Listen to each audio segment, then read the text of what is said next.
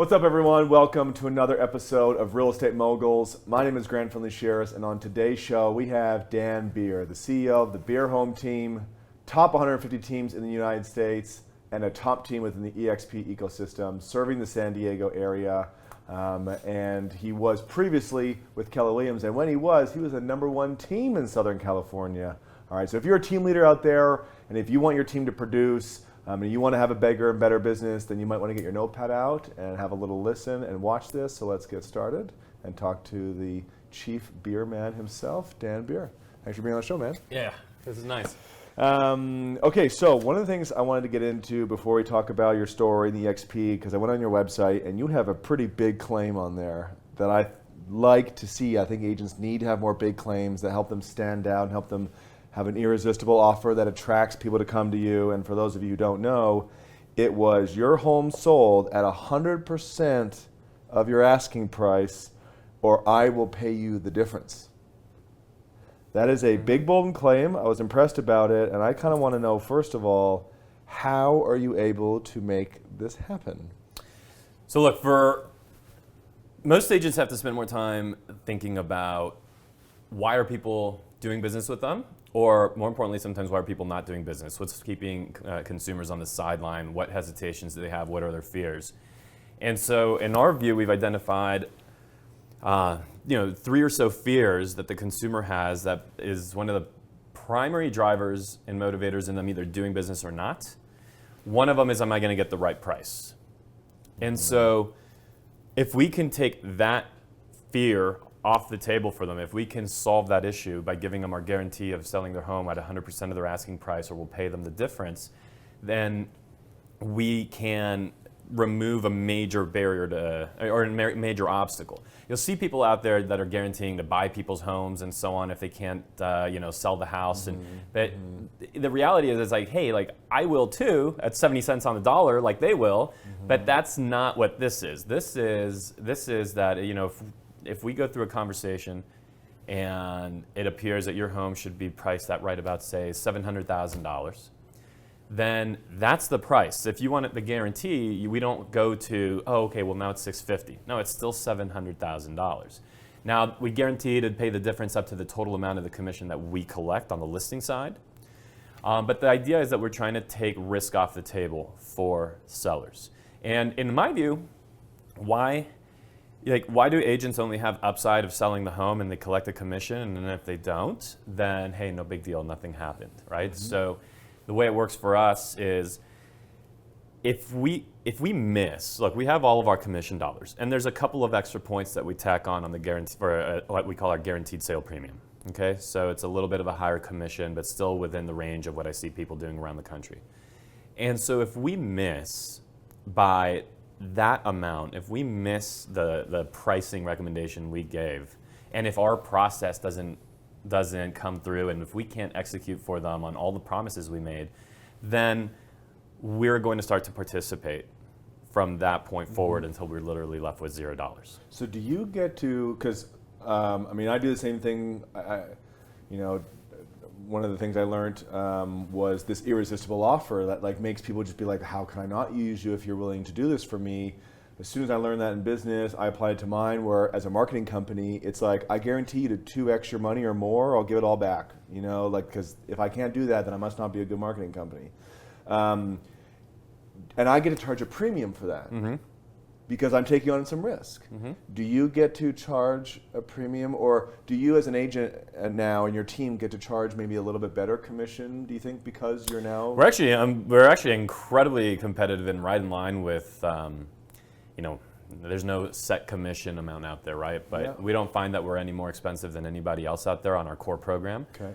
Sometimes less expensive, because we also have a flexible commission structure where we will only collect dollars that are in balance with the amount of value that we provided the seller relative to where that buyer came from, right? Where did we acquire the buyer from? And based on that, we have a flexible commission structure where actually sometimes we're less expensive than the typical agent that maybe only sold 5, 6, 7, 8 homes last year, doesn't have as much experience, isn't going to be able to hold on to those dollars during the repair negotiations, because there is so much value erosion in the course of a transaction. It's not just negotiating the deal. But having said that, on the guaranteed sale, then that's where we do add a premium. And it's about 3 points extra from what we would normally do. So it's really not much. It's not one of these where it's like, hey, 70 cents on the dollar. Yeah. So it's not that at all. It's very real, very like true price. And we either perform or we don't. Well, so just to confirm, so you kind of touched on it again, but I want people to hear it. So the home seller sees this guarantee, and instantly I'm like, okay, well, what is my listing price my asking price that you guarantee? Is it what I ask for it? Is it what you say it's worth? Is it what some other third party has said it's worth? How are you coming up? Well, the way we get through that is, price? we don't ever, in our presentation, and keep in mind, we don't know if they're even going to want the guaranteed sale. Yeah. So if they start to ask about price, we always deflect the pricing conversation to the end of the conversation. We go through the process that we're going to implement for them, the entire marketing plan. And then at the conclusion of that, because they have to understand how we're going to approach the sale, because price then only becomes one element, one factor of the whole sales strategy. Okay, it's one factor that has to complement the marketing strategy to get the whole market there, to get them to compete with each other, to get the best price to emerge. And so once we go through that conversation on price, we've now been through it. Okay, we present, we go through price, we establish where value should be roughly. And by roughly, I mean, sometimes the seller will say, well, my home is $605,000. And I say, well, how do you know it's $605,000, right? So anyway, we get them to position it appropriately, which in that example would be at $600,000, because those 5,000 imaginary marketing dollars are going to make you wipe off the map of every $600,000 search. Yeah. So anyway, we get it positioned appropriately, and then we talk commission. If they then want the guaranteed sale, that 600 is still 600. It doesn't become something else. Okay. It is still a very true number that we were going to do, and it's now just up to them. Do you want us to execute the entire plan at this price, or do you want a little bit of a premium? And really, I mean a little bit, 3 points. Yeah. But you get the guarantee that gives you the peace of mind of knowing that your downside is very much protected. And for some people, that's important. Yeah. No, I like that. How many times have you had to pay? How many times have you had to pay out of pocket to commit and go through with the guarantee? And We've had one time where we ended up at $0 commission dollars whatsoever. yeah. And Out of how many transactions? One time out of how many transactions? Oh, that we've actually. Yeah. I mean, we've since we've implemented this, I would say 2014, 15. I'm going to throw a number out there because I don't want to do all the math. 600, 700. I would have to add up the last 3 years or so. Now, how many more transactions do you think you've got because you've had this? That's the whole point, right? So I lost about $20,000 of commission income on that deal. Yeah. But the way my mind works is I'm going to amortize that $20,000 across those, say, 700 transactions. Now, how many would we have gotten with it, without it? I don't know. So maybe amortize it across 500 transactions. And I only say that because my peers not doing the things I do sell a lot less homes. And so for me, the marketing cost of, if someone said right now, write me a $20,000 check and we'll get you 500 more transactions, I couldn't write that check fast enough. Yeah. If they said 100 transactions, I couldn't write the check fast enough. So that's exactly the way I think of it. See, Amanda, honey, we gotta have an even bigger of an irresistible offer. Like, it's all because it is it's a marketing expense, and if you're an agent or a startup out there, you guys gotta think about this irresistible offer. I love it. Amanda, honey. Who's Amanda? That's my wife. Yeah, that's my wife. I hope so. That's yeah.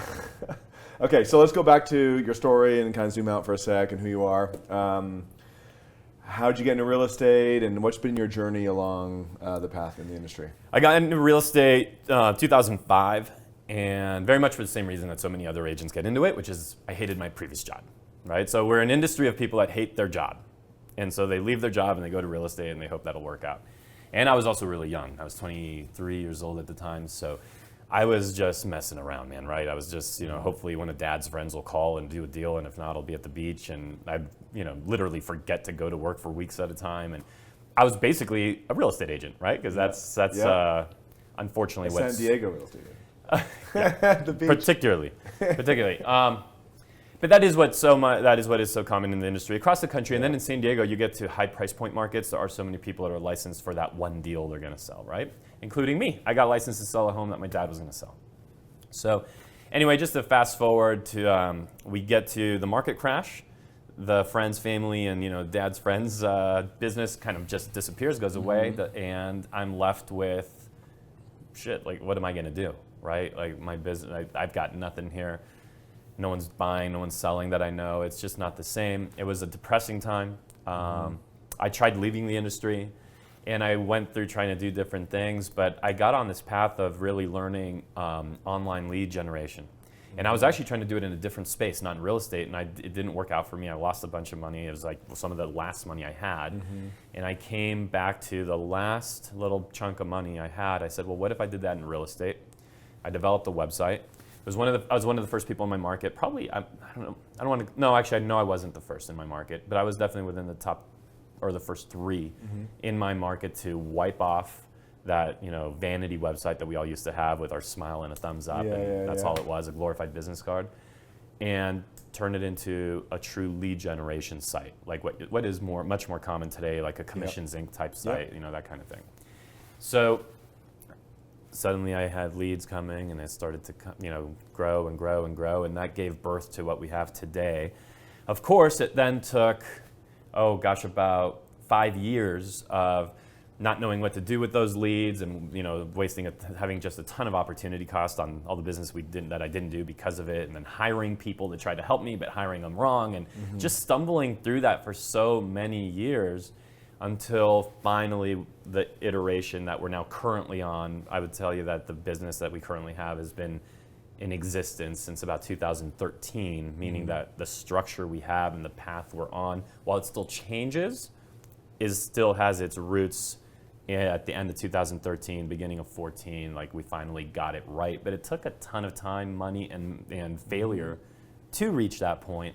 And that's one of the things I'm passionate about in our mastermind group and with our network, is how do we help them fast forward through that process, because there's nobody in our, there's no one that could ever join our group that would face a business problem that some of us in the group haven't already faced.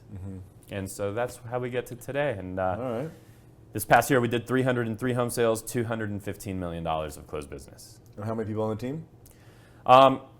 Last year, we did that with about 6 producers, and then all the rest was support staff. We've expanded the team now. We're about 30 people, but still only about 13 agents. And then the rest is support staff, everything from listing and transaction operations to in-house photographer and runner and videographer and sales manager. That's a big support staff. That means like 15 people are non-agents. Correct. And then full-time? Inside sales, showing agents, all of it. Everybody's full-time except for our showing agents. Are they paid salary, or are they paid everybody pie, or? Everybody's paid salary except for our sales agents. Got it. So our inside sales and the showing agents are not paid salary.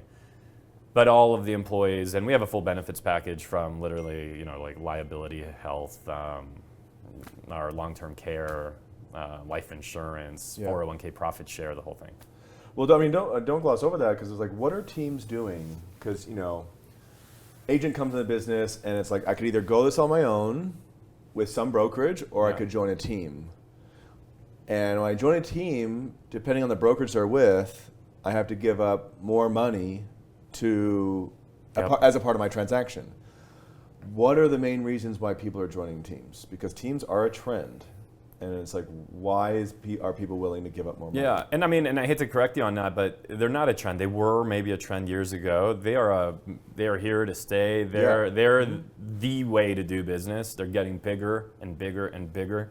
The teams that are the big teams did significantly more business last year than the previous. They'll do more again, and the agent that's out there on their own is finding it a lot more difficult to do business. Why would someone join a team? There are so many reasons for it. The typical reasons, but it all has to do with what's the value proposition of the team, right? But the typical reasons are that they're looking for leads, they're looking for business, and that's okay. Even a lot of the people that we get, that's maybe an initial reason that they're start looking. But if that's all they're looking for, then those are typically not going to be people that end up in our business. As an example, we recently brought on an agent that's done 800 deals in his career. Another that's done about 50 deals in his career. Another that's done about 200 deals in his career. And these are the types of agents that we're now attracting, because what agents will find is that when you try to navigate through that period where you're an individual agent and you think you're on a, an 80% split or whatever you think you're at, 90%. But then when you realize that, oh gosh, but I have to get an assistant or maybe a second assistant, and I have to then, the marketing is starting to get expensive, and I have more listings, and so the expenses just that come from those listings and servicing them is getting more expensive. And oh my goodness, I'm on vacation and I actually wasn't away from the phone for a single minute, and my wife is starting to get upset with me, or my husband is starting to get irritated. When you start to go through all that, you start realizing that there's no such thing as running a business at 100% profit margin. There's no such thing as running it at 80% profit margin. And so we give them an opportunity to run their business at a structure where they're already going to be north of their best case scenario had they done it on their own, because we have the resources but spread across all of the agents on the team, plus the business we're going to provide them. But more importantly, also plus the camaraderie, the growth, the training. I mean, we have training going on multiple times a week. The one purpose, that our weekly and monthly, quarterly, yearly rhythm of how we meet, how we plan, how we focus on what we're going to build. And they were tired of just being lonely in real estate, right? It's a really lonely industry for most people. So those are some of the things that our team will solve, and those are a lot of the things that I think if you're looking for a team, you should go and find that. Here's some warnings for you. Beware that most teams are actually just a top producer who now has too much business, who is going to continue to be the top producer, but is going to give you what they can't get to. In other words, the scraps, the leftovers, the less desirables. So you're going to have maybe more clients that they found less desirable. So you're going to have a whole bunch of crappy clients, right? You're also maybe, and that's a best case scenario. You also just might not have a bunch of clients, because that rainmaker, the team owner, the team leader is going to feed themselves first. And then if they're satisfied, if they're full, then you're going to get fed too. So there's, in any given market, I would say maybe only 1 to 2 teams, and you just have to go find which are those in your market, where the team owner, the team leader understands that they actually work for you, and 100% of the production should be going through the team members, not through them. Okay. Now, you were with Keller Williams, and then you now joined EXP. And EXP yeah, 16 months ago. So why did you join EXP, and why didn't you stay with Keller? And also, why didn't you go independent? Because if you had a really big, successful team, why not just go have the Dan Beer brokerage?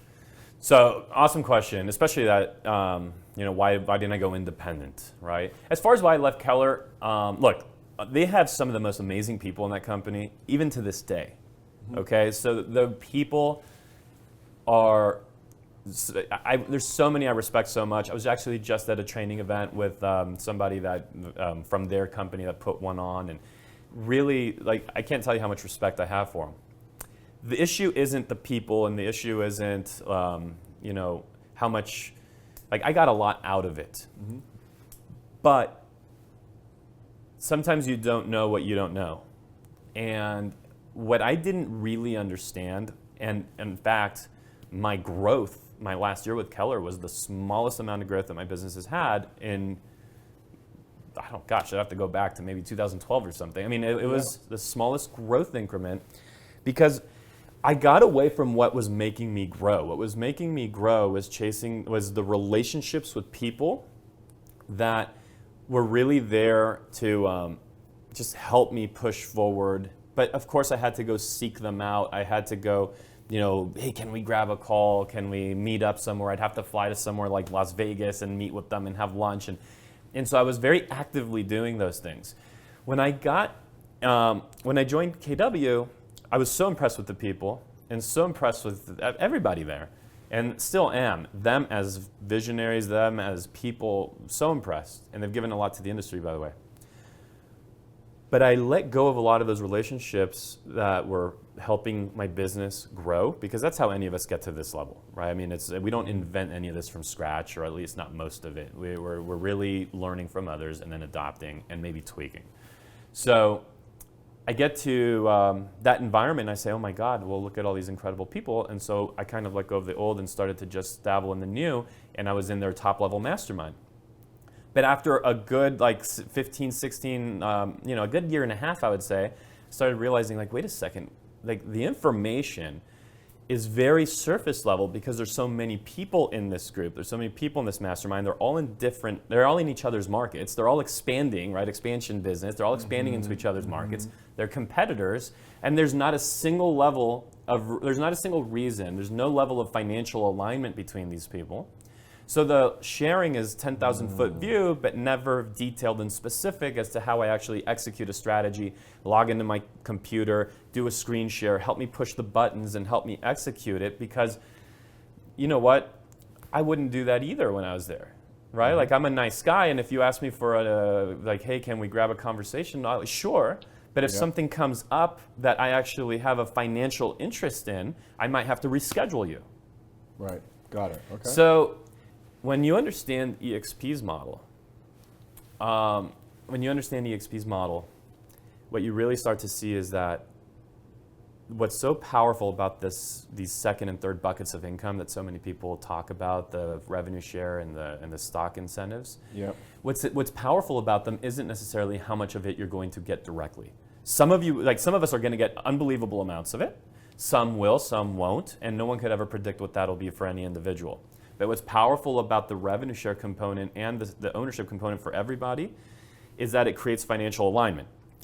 And so when you have financial alignment, all of a sudden now I'm in a position where 2 people within my group booked calls with me for next week when I'm home. Yeah. Those are going to be prioritized over anything. They're literally my partners. My playbook is theirs. Whatever they're going to want or need is going to be theirs. If I'll mail them my materials, anything of mine goes to them. And not just mine, but all these other 50, 80, 100, $200 million producers that pour into everybody else in the group to help them get from 10 transactions to 20 or from 30 to 100 or wherever they're trying to go. So look, long story short, I saw a model that, I said to myself, how have I gotten here? I've gotten here through people sharing with me. Well, what would the sharing look like if those brilliant people that were sharing with me also had a financial interest in my growth? Because as I grow, they're going to make money. Will they share at a deeper level? So the answer I found was yes. I went from $10 million of growth the year previous to $49 million of growth, pushing us to our first $200 million year. Wow. The other reason, I don't know how much you want to get into it, but I was actually buying my Keller Williams Market Center. And I started to realize the limitations of a franchise system. I realized what I was buying was, I wasn't buying a Keller Williams. I was buying that brokerage from that location that pays fees to an international company, right, and to the region, and to the owners of, to the other investors in that franchise, that pays fees to all of these people for the right to have the name of the franchise. Right. And it's not about KW. It's all the franchises are have this structure. Yep. And I started to realize that then for the privilege of paying a large amount of money, I was going to pay $140,000 for 40% of this thing, that for the privilege of having that, I would be geographically restricted. It's hey, here's your brokerage, but by the way, you can't go there, because there's other franchisees and it's a limited territory, and here you are, stay in this corner, please. Okay. And so in the process of really understanding that, thank God Curtis Johnson, who's became my sponsor at EXP, he moved to EXP as I'm finalizing this deal, and I called him immediately and said, Curtis, man, what's going on? I've respected you so much as a business person. Tell me why you're doing this. And finally, I understood the power of what it meant to strip away the region, to strip away the franchise owners, to strip away all of the brick and mortar expense and the employees and the staff, to finally go get agents. When you strip all that away and you move the agent to the top there, right along the company and the owners, because we become owners, I understood, first of all, how powerful that would be in terms of look, if there's no region to purchase, I had the opportunity essentially, instead of buying this little brokerage in this corner of San Diego, I could pay $0 and essentially become like the regional owner, the guy that was actually really getting rich. Well, because here's as like an entrepreneur, I go, all these nuances, like it makes sense comparing one to the other. I like that comparison. I can now start to see it. As a human being who's just wanting to live a great life, all I do is I think about how much time am I spending, how much money am I making, what's my quality of life with the people I'm working with. Cut all these nuances aside, how did you know that EXP was going to deliver a better quality of life to you and for your people with EXP versus Keller versus having your own thing where you could actually just do whatever the hell you wanted? Yeah, well, because as far as, let's go to that. If I had my own thing, what would be different? My brand is still the brand I had before. It's the brand I will have later if I was independent, Beer Home Team. Okay. My colors are my colors. My payroll is my payroll with my employees, with our staff, with my lease, with my office, with my chairs, with my computers. Just to answer that quickly, and I'll do a more succinct job, the agents have been for so long worried about the agent getting replaced in our industry with all of the tech companies and all that. We're not being replaced. In fact, all the tech companies are using us as agents. What is completely commoditized now and is absolutely irrelevant is who brokers your deal. So why would I not go independent? Because I run a $5 million-ish GCI, gross commission income business right now. But if I was at 100,000, if I was at 500,000, if I was at wherever it is, I pay for $16,000.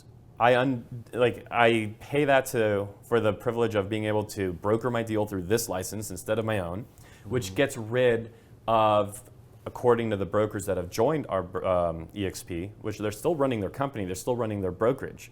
They're just not specifically, they're not technically brokering the deal anymore. So let me rephrase, they're running their company, but because they now broker their deal through here, they're telling me that they're saving about 20 hours a week of broker BS stuff that they no longer have to do. Those are hours they weren't making any money on. So let me rephrase it this way. Say EXP didn't exist. Would you be independent? No. You would have stayed with Keller? I would have stayed with Keller. I would have theoretically maybe found like some place where I could just like broker my deal for $25. Yeah. Because that's the premium we're paying is the premium on not having to carry the liability of all the deals that we're doing. Quality of life, but it's money. Okay, this translates to money. If I have to go worry about what some an attorney sends a letter, thank you so much. Here it is, broker. Right. So they still do that for you. Okay. Yes. If you know the state's doing an audit, hey broker, thanks, good luck. Let me know how it goes. Okay. When some agent's rattling, or some seller or some buyer is, oh, we're gonna this or that, or the other side's upset. Hey, here, talk to my broker. All those hours. Talk to any independents that have come over. They've done it to undo themselves of the headache of just crap that made them no money, sucked up time, sucked up energy, sucked up lifestyle in terms of happiness. And now they actually get to repurpose that time to either their family or to money-making activities. So no, I would not be independent. I think being independent is insane. Being independent to me is, look, let me rephrase.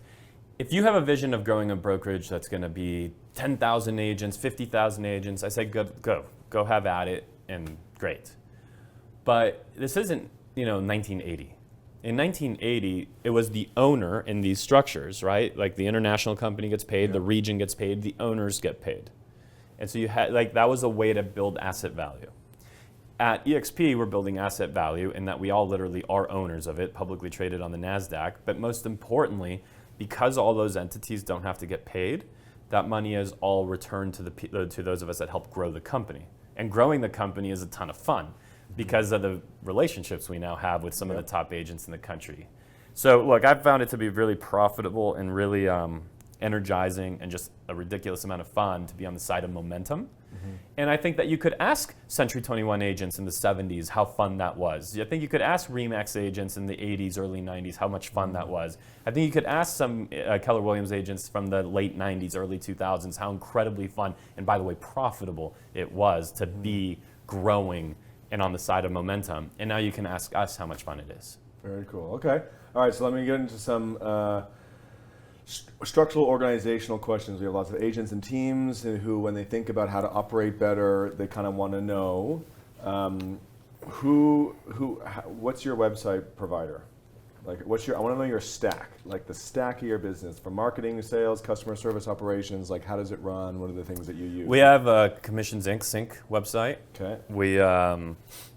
We also have a seller-specific landing page that we just run off of ClickFunnels. Okay.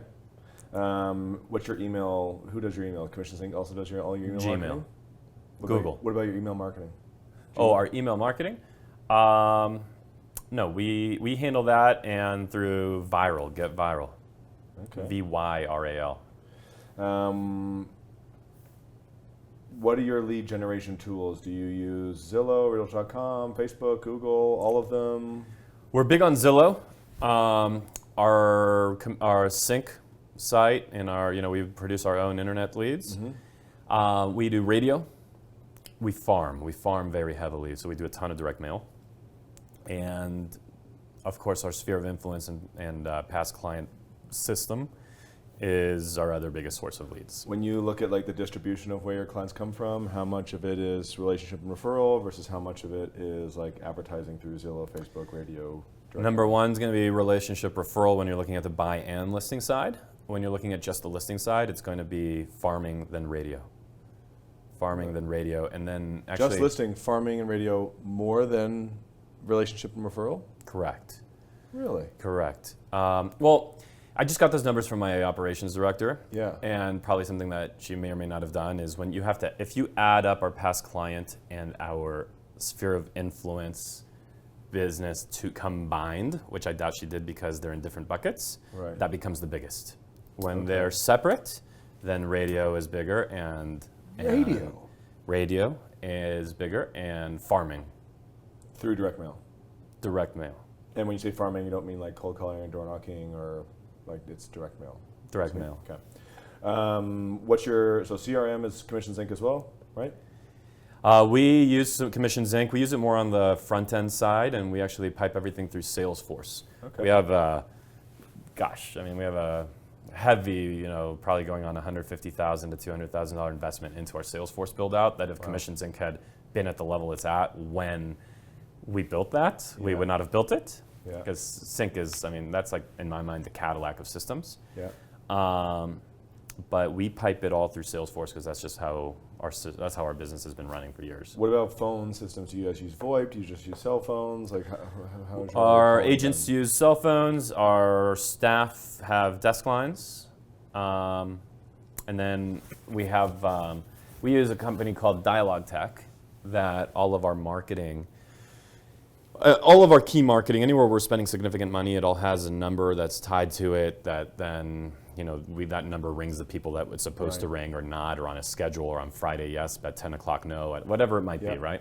So we use Dialogue Tech to route all the phone numbers from our marketing, and that pipes into Salesforce. How about task management within this organization you have? How do you guys manage all the things to get done? Salesforce does all your task management? You don't use like Trello, Asana, any of that stuff, just all through Salesforce? Yeah.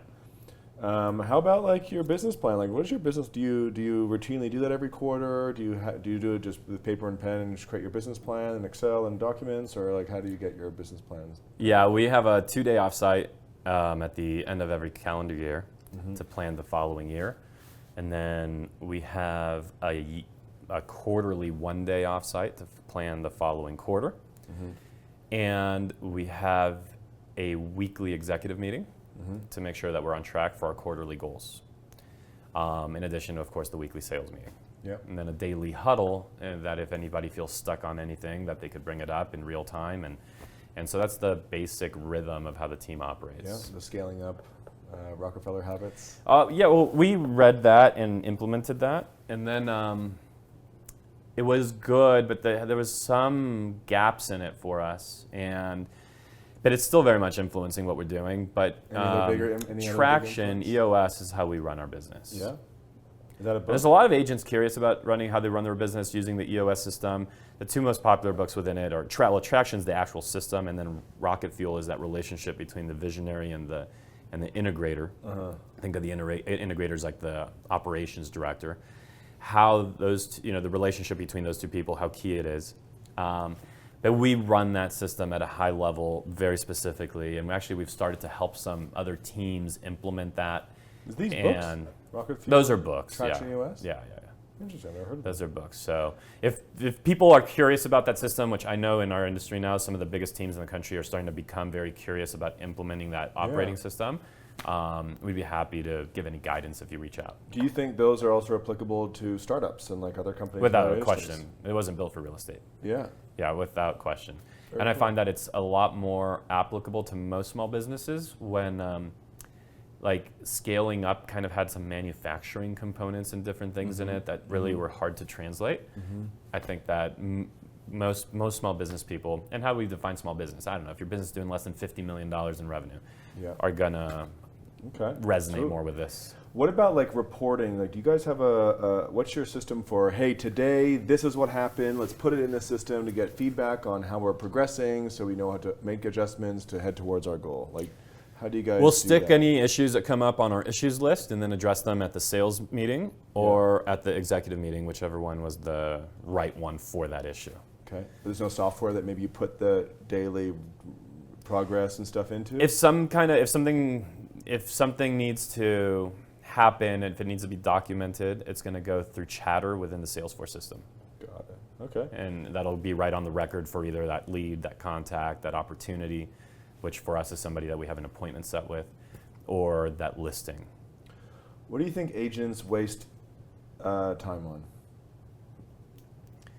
What do agents waste time on? They waste a lot of time on getting ready to get ready.